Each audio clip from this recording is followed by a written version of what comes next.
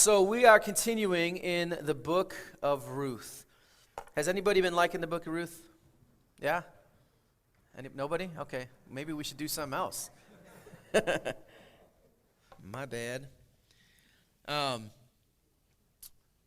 I've been loving the book of Ruth, and which is ironic because it's kind of like a sappy love story, and I'm not really into those. But I've loved the narrative of Ruth. I've loved the challenges that I see. And I think it's because I see a woman in distress. It reminds me of growing up and my mom being a single mom, right? And how hard it was for her. And so I think there's this endearment that I automatically have for Ruth and Naomi when I see them struggling, you know? And so in no other way possible does this story kind of tug at my heart and kind of soften it. You know, Ruth is now in a different country. We've been going over this story chapter by chapter. And Ruth is in a different country now without a husband, without a child, without a home. But God was getting ready to redeem her. He was getting ready to redeem her, and it would be her humility, her obedience, and her initiative that would put her in the place for blessing. How many know that sometimes blessing just doesn't happen, but sometimes we need to position ourselves to receive blessing? Does anybody understand what I mean by that? For instance, you know, I thought about this late, but you know I like to throw stuff into the congregation, right? So I was like, man, I should have got something to throw. But basically, if we were playing football, and I threw the football in your direction, but not exactly to you, what would you need to do in order to catch that ball? You'd have to move, right? Could you just stand there, and if it's thrown over there, like, well, it didn't come to me. Some of you play football like that. Let me tell you, that's not football. So, right? It's not even called catch, right? But in order to catch that ball, right, when two opposing teams are playing against each other and they kick the ball off, the receiver needs to get underneath where the ball is going to land. He may start in one position, but see that the ball is going in a different direction, so he needs to move. He needs to move to place himself underneath the place where that ball will land. The same can be true of the blessing of God. I cannot do the same things that I've always done and the sinful behavior and live the life of immorality or sinful pleasures or selfish ambition and then expect to receive the blessing and favor of God. It doesn't work like that. Have you seen it work for anybody like that? All right, just making sure we're on the same page. Because you guys don't like the book of Ruth, so I just want to make sure you agreed with something I said this morning. If you're taking notes, I want you to write this down. Here is the big idea for this morning. Humble obedience positions you for blessing. Humble obedience positions you for blessing. When I look at Ruth chapter 3, there's a turn of events. There's a lot of things that are changing in this story from the way it was in chapter 1. Chapter 1 was like depressing, right? Her husband dies, her kids die, she has no one. She tries to offload, her daughter-in-laws to tell them to go back. They don't want to listen. One does, one doesn't. Now she's returning back to her hometown, and she's not feeling good because people are giving her the second look. They're doing the whisper comments. Oh, look at Naomi. It was hard. It was hard for her to return. Then we went into chapter 2, and we talked about now that you return, sometimes it's hard to return, but sometimes it's even harder to stay. How do we stay? And for what reason? What are we waiting for? What are we staying for? How is this going to make things change? We read the book of Ruth, and we see what Ruth did, and we say that is not, doesn't make any sense. It's counterintuitive, actually.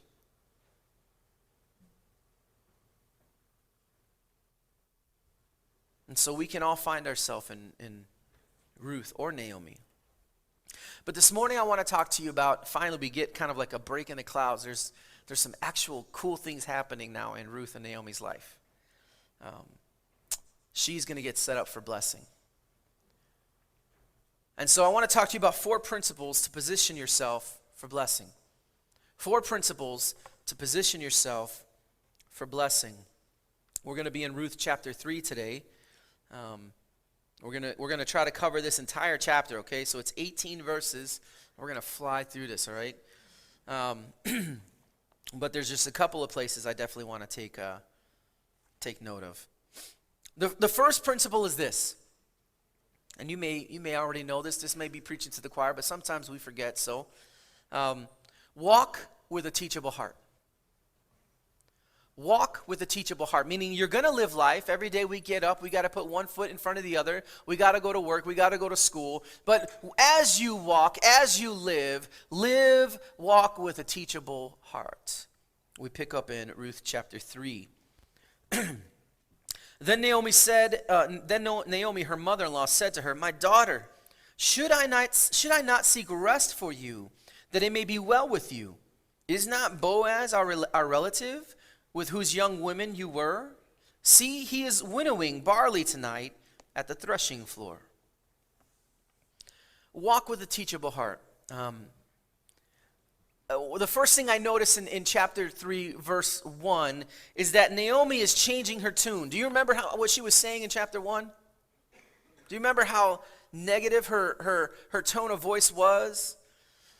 God did this. The Almighty did this to me. I left full and he brought me back empty. He did this to me. Change my name. My name's not Naomi. Naomi means pleasant. Call me Mara, because that means bitter. I mean, that's what she was saying. She was having a hissy fit, right? And now in chapter 3, there's a different talk that's happening.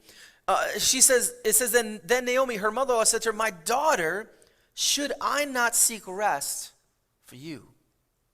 One of the biggest things I see here is that the focus is no longer on Naomi, in Naomi's perspective. Before, it was all about her poor story, her circumstance, me, woe is me, poor me. But now she's looking at Ruth, the person she didn't even acknowledge in the first chapter. She says, "I came back with nothing." Really? Who's this girl right next to you that came with you, that pledged her life to you? Nothing? You call her nothing?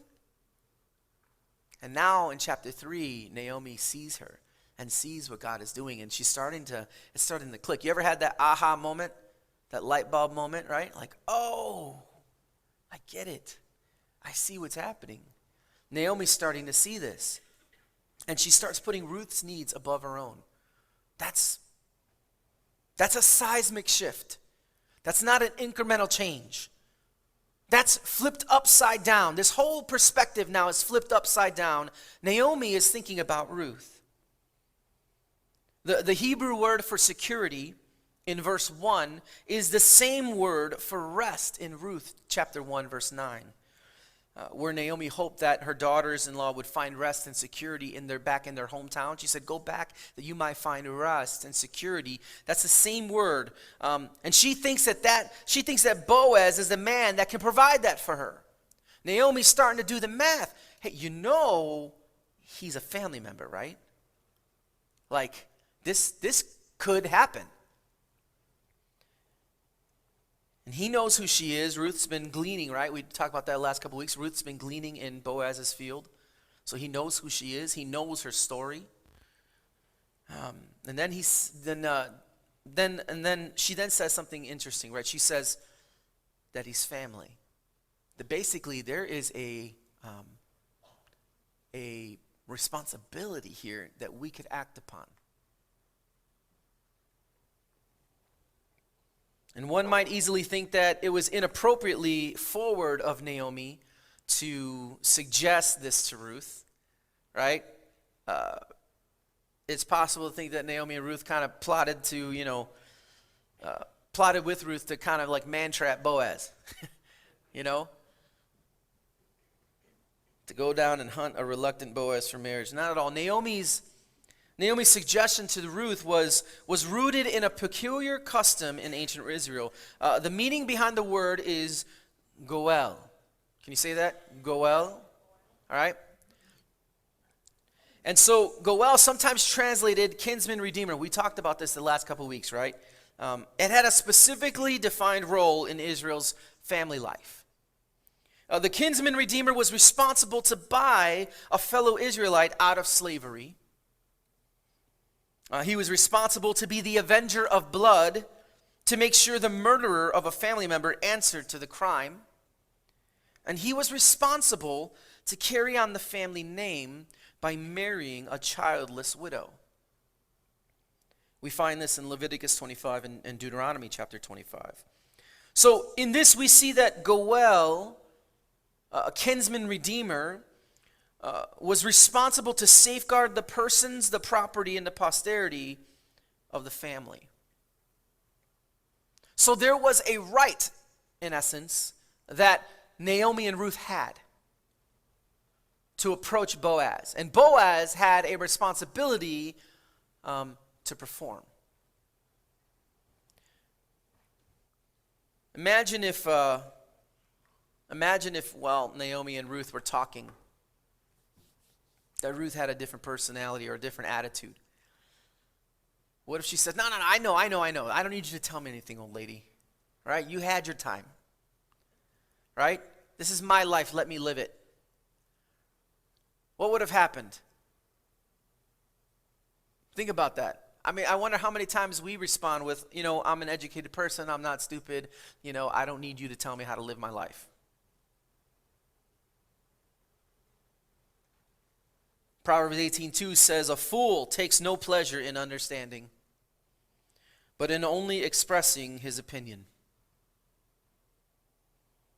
Proverbs 15:22 says, without counsel plans fail, but with many advisors they succeed. One of the things that I see, and it's a principle, but it's so true, is that Ruth had a teachable heart, but so did Naomi. Naomi came in thinking one way, talking one way, but God was doing something in her heart, and he changed her perspective. It was when she could see that God was at work that her mouth and her actions changed. Her heart was no longer focused on herself, but it was actually focused on Ruth. Ruth, who was a young girl, right?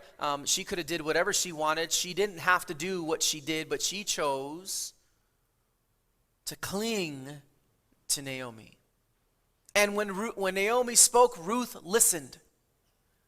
She had a teachable heart. I wonder this morning if you could just do maybe a self-inventory. How well or how teachable is your heart? When you walk, as you live, do you live with the understanding that God is working and he is trying to teach you something? Or do you reject that because you think you got this life thing pretty figured out?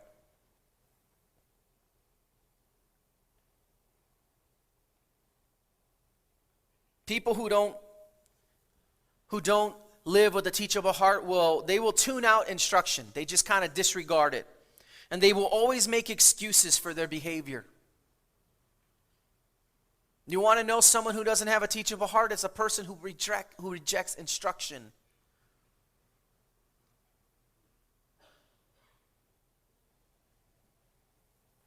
I would ask you to prepare your heart and mind for change, to ask God, what would that look like specifically? Speaking about you this morning, maybe your marriage or your relationships, or maybe just your attitude or your finances. We sang a song, Breakthrough is Coming. I believe it, right? And what is it that we need breakthrough in? Well, I think that some of the greatest things we need a breakthrough in is the fact that our heart is not moldable. Our heart is fixed in what we think it knows, and the life experience we have, and maybe the education we carry. And it closes off that God could use somebody to speak to me.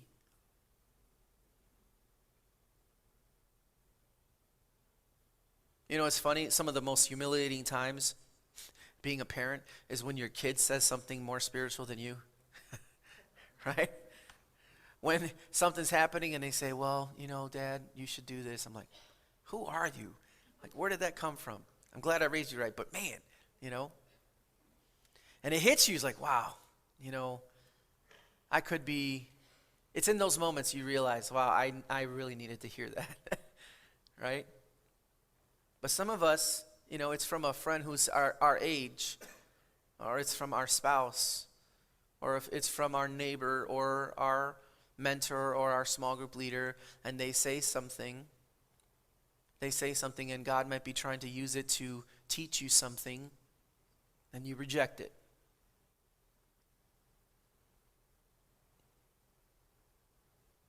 I would say that's not a good plan. One of the best ways that we can position ourselves for blessing is to walk with a teachable heart. I don't know everything. I don't have it figured out. If you've had a one-on-one conversation, I've told you, I have no idea what I'm doing here, right? I'm a senior pastor, and I don't know it. I don't know it all, right? I've had a ton of experience. I've been on staff at another church, but I've never had to do this role. And I'm learning. 19 months into it, I'm very grateful for the presence of God, right? But I try to remain a teachable person, right? Especially in that way. What about you this morning? Where is your heart? Is it teachable? I believe it's one of the best ways you can position yourself for blessing is to walk with a teachable heart. The second thing I see here is develop a humble attitude. Develop a humble attitude. We're going to read verses 3 through 6.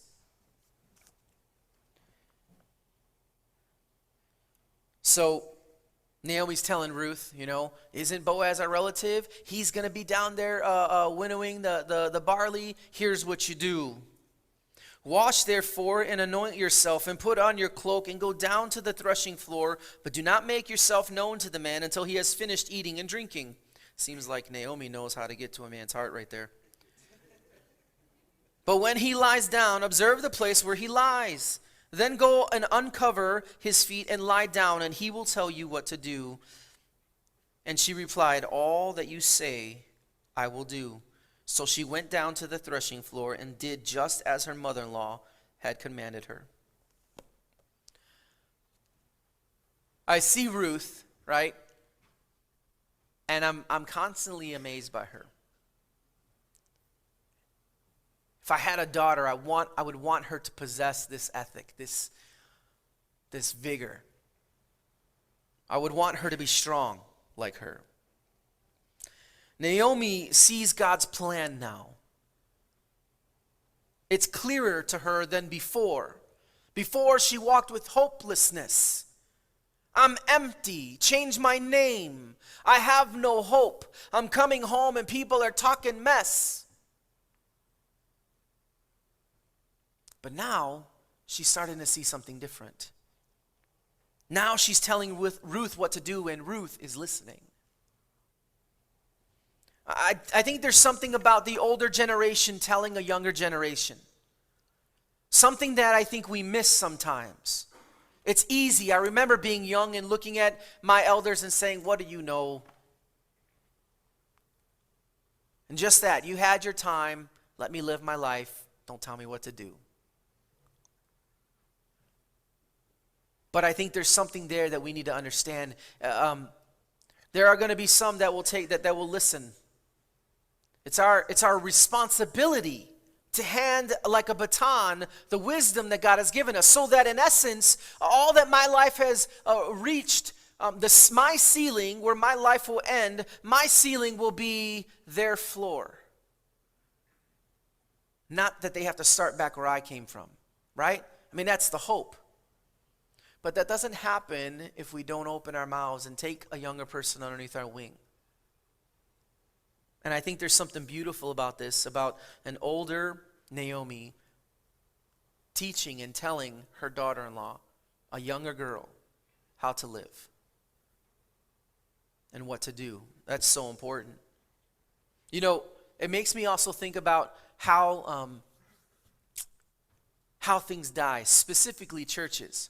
You ever seen a church close down? Have you ever heard of a church closing down because they weren't reaching the community? I've often thought about this, and this is just kind of a side note, but we aim to be a multi-ethnic church, a diverse church, right? Because we believe that's what the church looks like. But I also feel like we need to be a multi-generational church. For me, I understand that, yeah, it's great that we got different races and colors and languages and all that's great, but if we do not take a younger generation and let them stand next to us, then in 20 years we'll be closing down this church. So to bring always with you the younger generation and give them responsibility and bring them up into ministry is key. That's why I love watching Sam Jacob. Where you at? Sam Jacob leads our student ministry. I love how he lets the kids lead worship, right? He lets them run that whole thing. That's super important. That's how I learned. So I love to see our students gaining opportunity. My son Junior runs the PowerPoint over there, and learning and gaining experience. Or interns that begin to come into the church and learn what it is to shepherd and preach.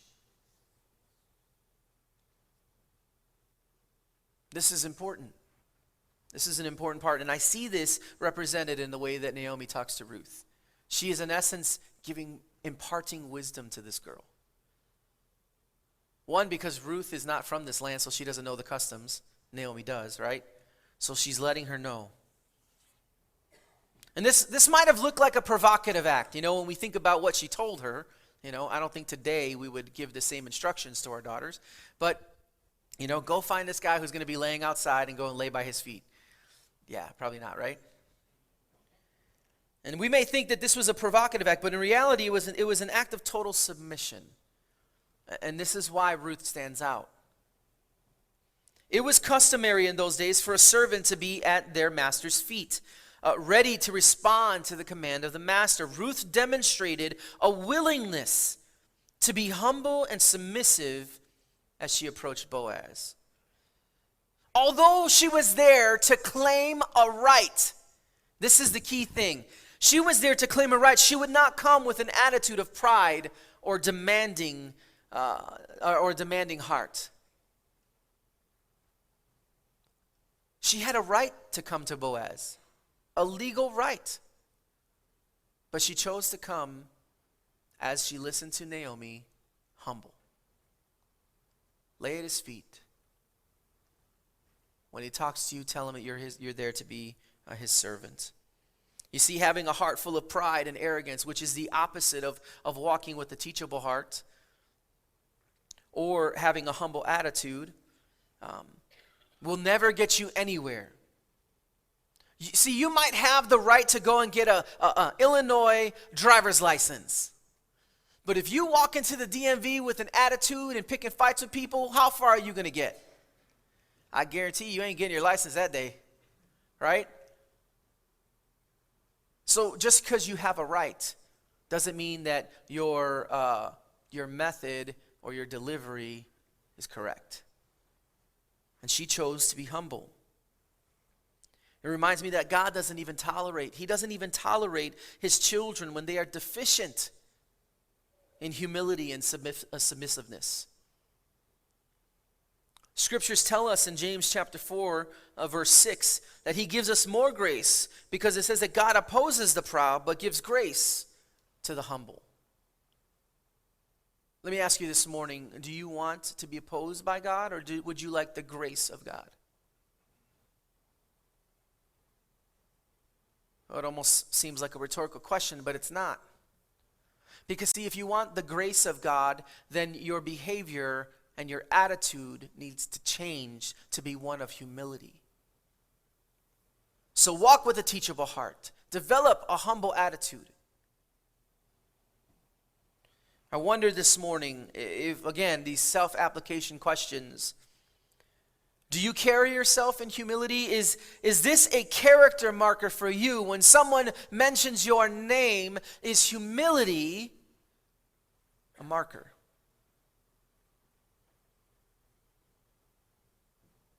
See, we all get to project ourselves, right? We get to carry the way that people understand the idea of comportment, right? How people perceive us. Do you understand that is 100% your responsibility and your fault for however it comes off? How you carry yourself matters. Not that we should live to please people, but at the same time, I don't want people to get the wrong impression.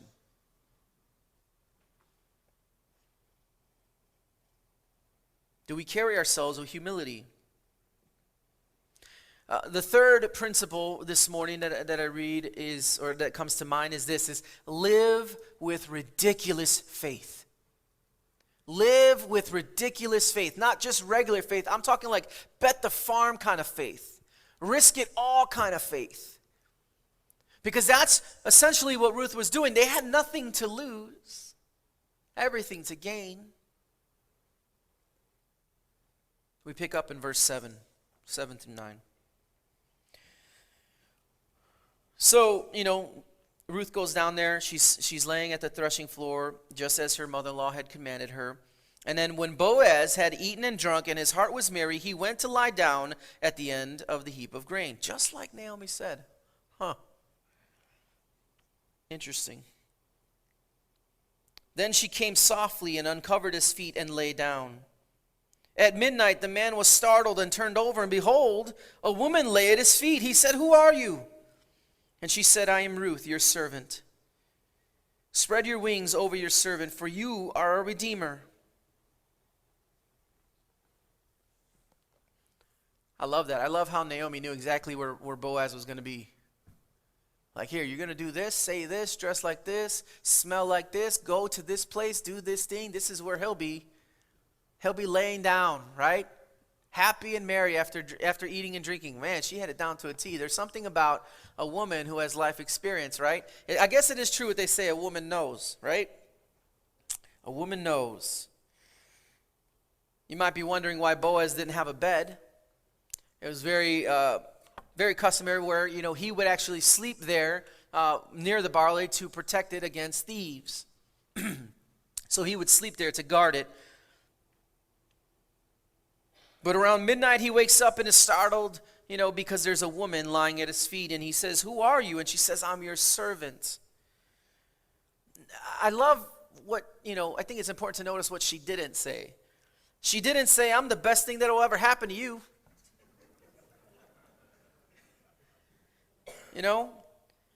She didn't say, "Well, you better not miss this opportunity." No. Ruth continues with an attitude of humility by only stating that she's a servant. You only get one shot. Just ask, right? I love it. She's bold and just asks, "Spread your wings over your servants, for you are a redeemer." In other words, she's saying, "I'm a widower. Would you marry me?" Right? It's your responsibility, by the way. The goal is to approach Boaz and remind him of his responsibility as a redeemer. But this took a lot of guts, man. I don't know if you can place yourself in Ruth's shoes. Her mother-in-law is telling her all of these customary things to do. Ruth has no idea about any of this. She's a young girl. I bet you she never thought she would be in this situation. When she chose to leave Moab and come back home with Naomi, she left having a husband behind. And now she's here in this moment. Like, what? Like, what do you mean? What is a kinsman redeemer? What does that mean? What does that mean for me? And Naomi's telling her all of this, and it's interesting. Interesting here that Ruth, she came to Bethlehem when she left Moab. She came to Bethlehem seeking the refuge of the wings of Yahweh. Right? Do you remember that?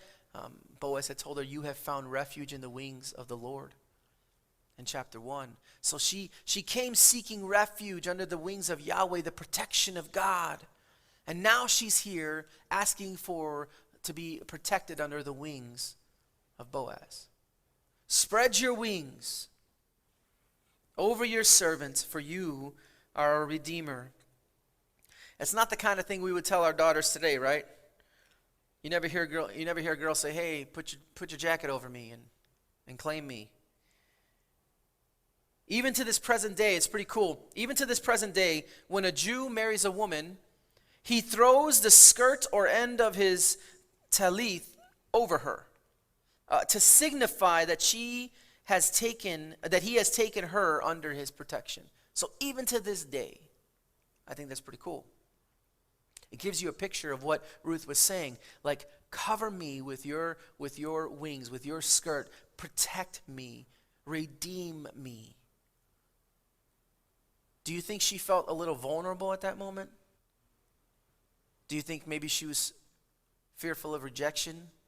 I mean, she's putting herself out there. This isn't just like a little bit of faith, right? This is like ridiculous faith. To trust Naomi's word and to go out there and do something that is maybe for her just not the norm. You ever put yourself out there before? In an awkward way, in a way where it could have really went wrong? It's hard. That's not easy. It's funny, I have a friend of mine, and I would ask her to, during maybe do a worship time, I asked her if she would be willing to pray. She would freak out. Couldn't do it. Couldn't put herself out there like that. We're not there yet. Maybe one day we'll get there. But, it's hard sometimes to put yourself out there.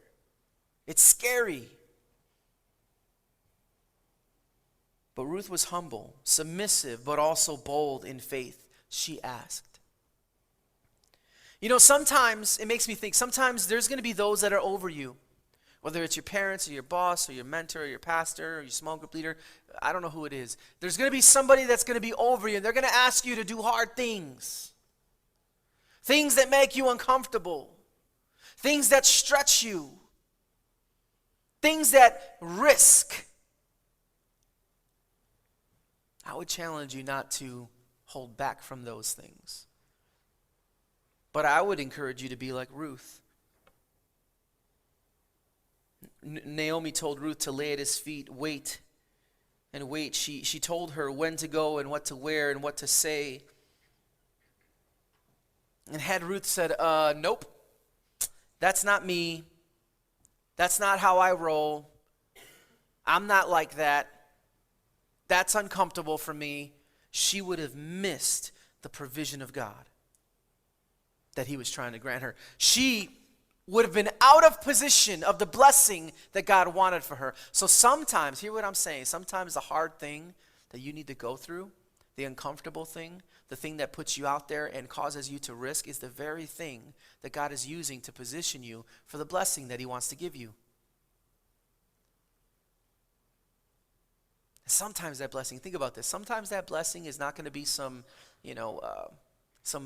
praise or what we think it's going to be. Sometimes that blessing is going to be the opportunity to bring someone else to Jesus. Sometimes that blessing is to change an entire household and help them to come and bend their knee to Jesus, changing generations. Something you'll never see. But that blessing is so big and so great that we can miss it.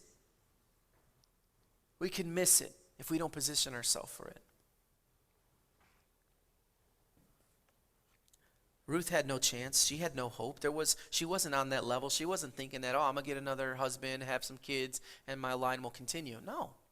She accepted being a widow. She went and worked hard to find food and take care of her mother-in-law. None of what's happening right now did she expect. How are we doing when it comes to walking in faith? Right? So there's the aspect of being teachable, being humble, but also having faith. How are we doing in our faith? Are you asking in faith?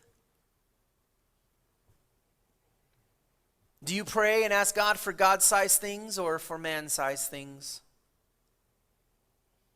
What are some of the areas that you need to be more intentional with?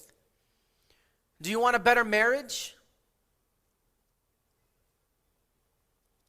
If so, then are you connecting with a couples group or counseling? See, it's one thing to say something. It's one thing for Naomi to tell Ruth what to do. And that's great I almost fell there. If Ruth listens, right? But it's another thing for Ruth to go and actually do what Naomi told her.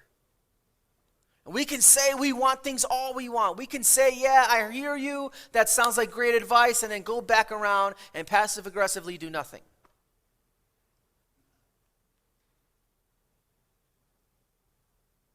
You ever heard that phrase, you can fool some people some of the time, but you can't fool everyone all of the time?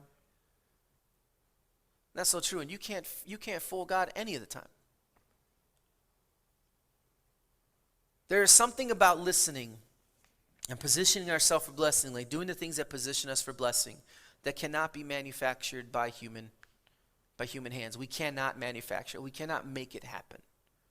The blessing of God comes from him and him alone, and he gives it to those who are obedient to what he says.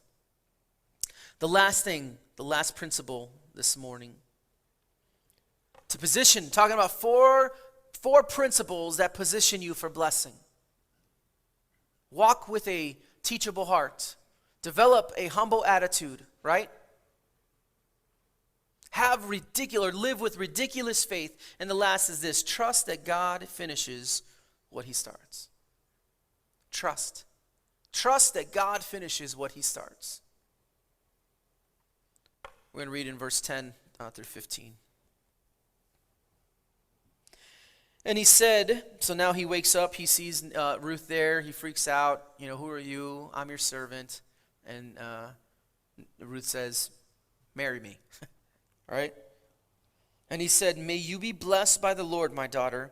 You have made this last kindness greater than the first, and that you have not gone after young men, whether poor or rich. And now, my daughter, do not fear. I will do for you all that you ask. For my fellow townsmen know that you are a worthy woman. And now it is true that I am a redeemer, yet there is a redeemer nearer than I. Remain tonight, and in the morning, if he will redeem you, good, let him do it. But if he is not willing to redeem you, then, as the Lord lives, I will redeem you. Now lie down until the morning. So she lay at his feet until morning, but arose before one could recognize her. And he said, let it not be known that this woman came to the threshing floor. And he said, bring the garment you are wearing and hold it out. So she held it out, and he measured out six measures of barley and put it on her. Then she went into the city. And when she came to her mother-in-law, she said, how did you fare, my daughter? And she told her all that the man had done for her.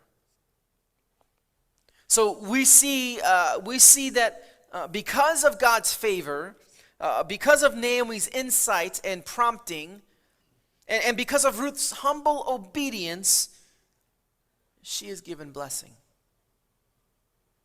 Do you see how these things are working together? God is orchestrating it out for her good. The kindness that Boaz, he says, man, this kindness that you've shown me is greater than the last. What did he mean by that? He's referring to the fact that Ruth decided to leave everything. Do you remember in chapter 1, he says, I know who you are. It's been told me who you are and everything that you've done. How you left your hometown and you clung to Naomi. How you left your family and your hometown and all your people and your gods, and you came here. See, that really made an impact on Boaz. That really made an impact on him. And so he's saying this kindness is greater than that one. What you did for Naomi and staying with her and providing for her and leaving everything to come and care for her, now you have done a greater kindness to me, that you have come to me instead of to a younger man. So this is implying that Boaz was older than her, right? Not sure how older, but he was definitely older. But he seemed to convey, it was in his mind, he knew for sure, it seems that he's implying that Ruth was of the appearance, she probably wouldn't have had a problem getting another guy. It's probably why it marked him so much, like, wow, like you could go and find another younger man, but you're waiting, you're coming to me. You're coming to me. In essence, what he's trying to tell her is, you continue to amaze me. Ruth, you've outdone yourself again.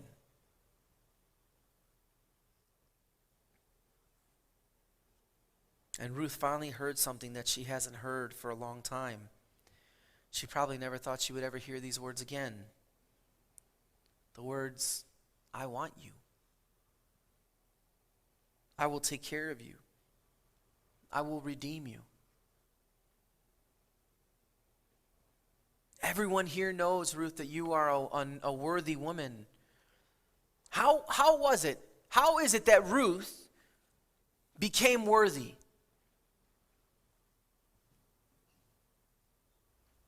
When I read this, I thought about this question. How is it? When Boaz is saying everybody in town knows that you're a worthy woman. How? How is Ruth a worthy woman? And I would say it was by listening to her leadership. Naomi had Ruth's good in mind, even when she asked her to do hard things. I love that Ruth had the initiative to go out and work. She took care of Naomi. She could have done many different things. But what she chose to do was noble, humble. She wasn't arrogant.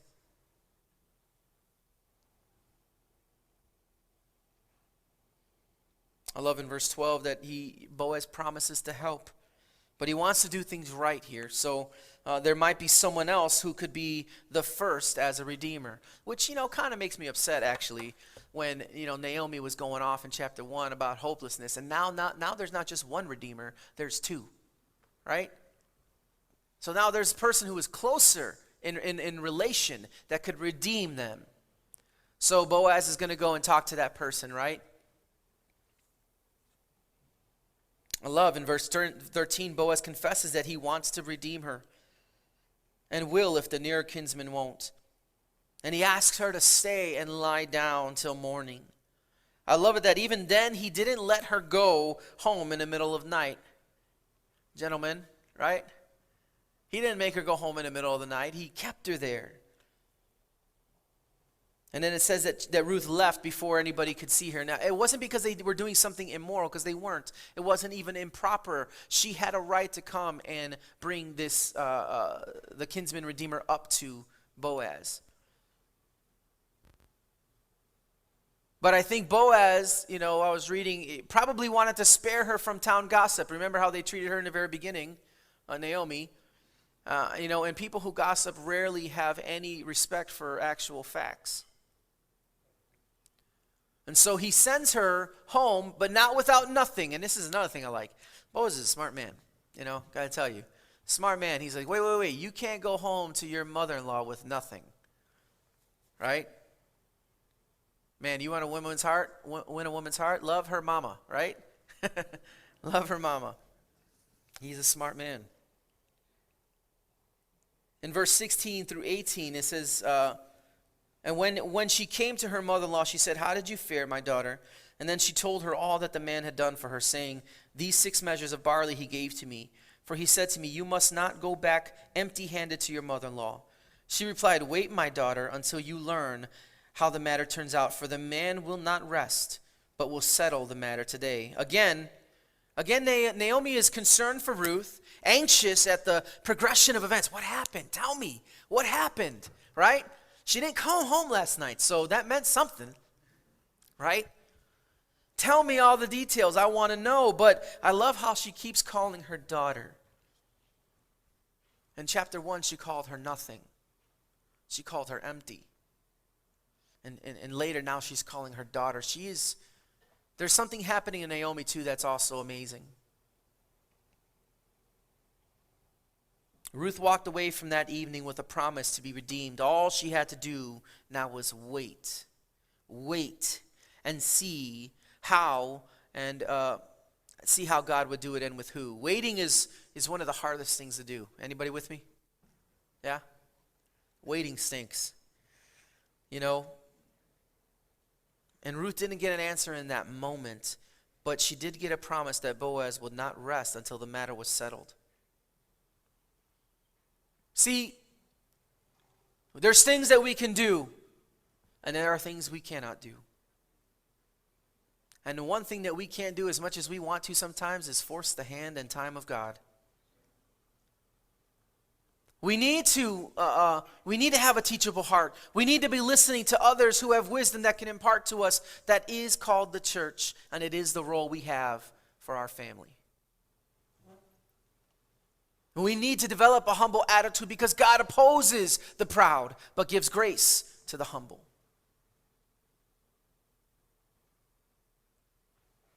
These things position us for blessing. These things position us for blessing. And then we need to trust, we need to live with this ridiculous faith and do things that maybe sometimes are hard. Believing God for bigger things, greater things. And some of us are just super afraid to do that. But let me tell you, blessing is on the other side of that. Blessing is on the other side of that. And then when we've done everything that we can do, we need to trust that God will finish what he started. Because he did say that. He who started is faithful to complete it. I don't know what your situation is this morning. I don't know exactly where you're at. Each week is different, right? Each week has its own troubles, its own highs, and its own lows.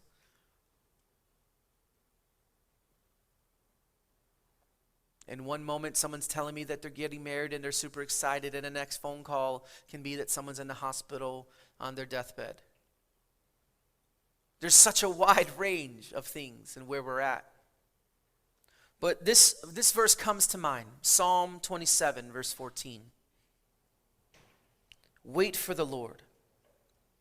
Be strong and take heart, and wait for the Lord. This morning, I think about blessing, and what I want you to be blessed. And I don't mean blessed like, hey, you got lots of money, or you're famous, or anything like that. I'm not talking about that.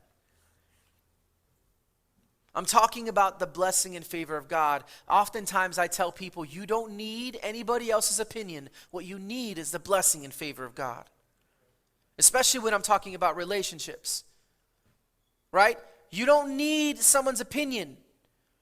You don't need their favor. You need the blessing and favor of God, which is why you would walk in purity, which is why you would walk in wisdom. This is why you're going to have accountability. Because what you want more than anything is the blessing and favor of God. And how do we position ourselves for that? How is your teachable heart? Where is your humility? Is it existent? We all have to weigh or contrast ourselves to the scriptures. Not to each other, but to the scriptures. You read through the book of Proverbs. Anybody read through the book of Proverbs before? I love the book of Proverbs. I grew up in a fatherless home, so to hear scripture say, my son, that term of endearment, the same way that Naomi's talking to Ruth, my daughter, there's something about that hits you in the heart. And when those words happen, you listen, right? And if you listen, and Proverbs talks a lot about this, it would be like a garland around your neck. Right? James talks about don't be hearers of the word, but doers of the word. So there's action required of us. The problem isn't that God doesn't want to bless or that blessing isn't coming. It's that we are not positioned to receive it. So this morning as the worship team comes forward, I just want to talk to you about that. I want to open up this altar. I want to open up this time to do some self-reflection. Ruth is finally having a change of events. Things are changing in her life. She's seeing the blessing and favor of God. Naomi, too, is also seeing the blessing and favor. Now this is the second time that Ruth has come home with so much food for her. I think about Naomi when she said, I have nothing. I was full, I have nothing. And now, twice already, in Scripture recorded, she is taken care of. I love that picture.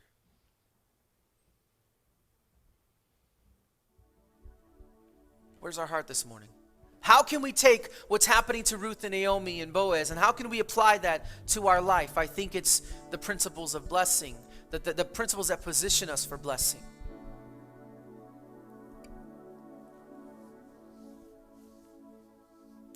I think it's easy to miss that, to walk in pride and arrogance, even if it looks really nice on the outside. to reject the help and the instruction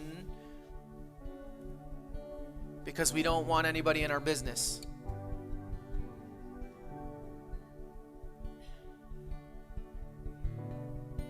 Do we have a teachable heart? Have we developed an attitude of humility?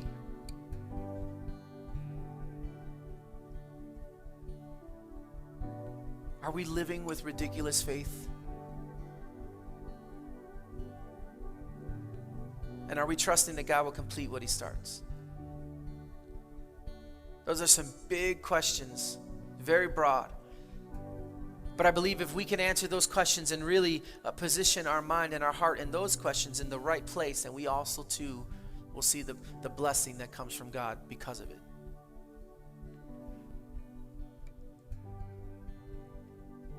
So let's stand. And I want to invite you this morning to come and pray, or maybe even in your seat.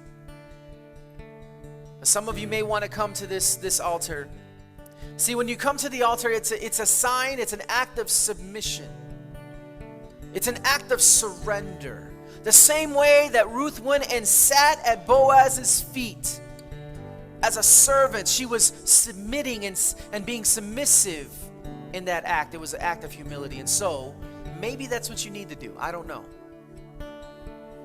But I want to open that up to you. Maybe your heart is hard right now. Maybe there's things going on in your life and you needed to hear and be reminded of these principles that will bring blessing into your life. And maybe you need to come and ask for forgiveness from the Lord or do some soul care. So as the worship team begins to sing and play, I want to invite you to come and do that. So let's do that right now.